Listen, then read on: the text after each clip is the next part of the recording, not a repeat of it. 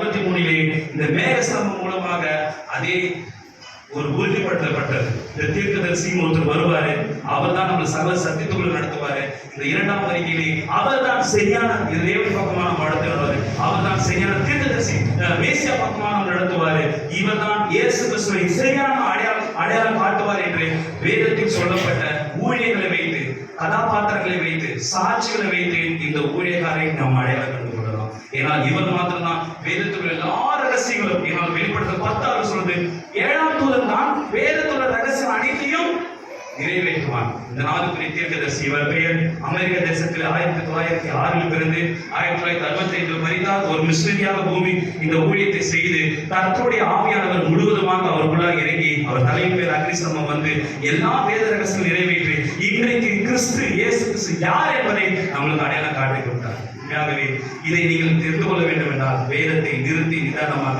ஊழியர்களை பாருங்கள். அந்த சந்தேகங்கள் எதுவாக இருந்தாலும் வேத வாக்கியத்தை ஆராய்ந்து பாருங்கள்.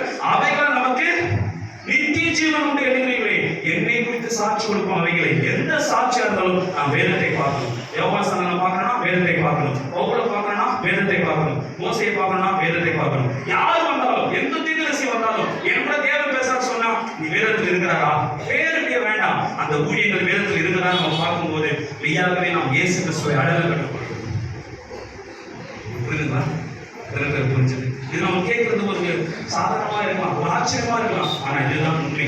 ஏன்னா நாம் தீர்க்கதரிசியின் தேவனை ஃபாலோ பண்றோம். கொஞ்ச நாள் இயேசு கிறிஸ்து வந்து தீர்க்கதரிசியை ஃபாலோ பண்றதை விட்டுட்டோம். ஆனால் இன்றைக்கும் யூதர்கள் யாரை காத்து கொண்டிருக்கிறார்கள்? யாரா சொல்லுங்க போகலாம், யார் கடை சொன்னீங்க?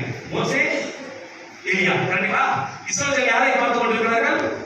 மோசே, எலியா. அவங்க வந்தா பூமி அவ்வளவுதான், நம்மளோட வேலை முடிஞ்சிச்சு, மேசியா வந்துட்டாருன்னு அர்த்தம். ஆனா புறஜாதியாக நமக்கோ ஆவிக்குரிய நமக்கோ மேசியா வானத்திலிருந்து பார்த்து கொண்டிருக்கிறோம். இல்லை சகோதர சகோதரி, அவர் எப்போதுமே தீர்க்கதரிசி தேவனாக இருக்கிறார். தீர்க்கதரிசி கொண்டுதான் இந்த பூமிக்கு வரப்போகிறார். தீர்க்கதரிசி தான் நம்மளுக்கு அடையாளம் காட்டுகிறவராக இருக்கிறார். 4 தீர்க்கதரிசி, அவர் பேர் வில்லியம் மரியம் பிரணாம்.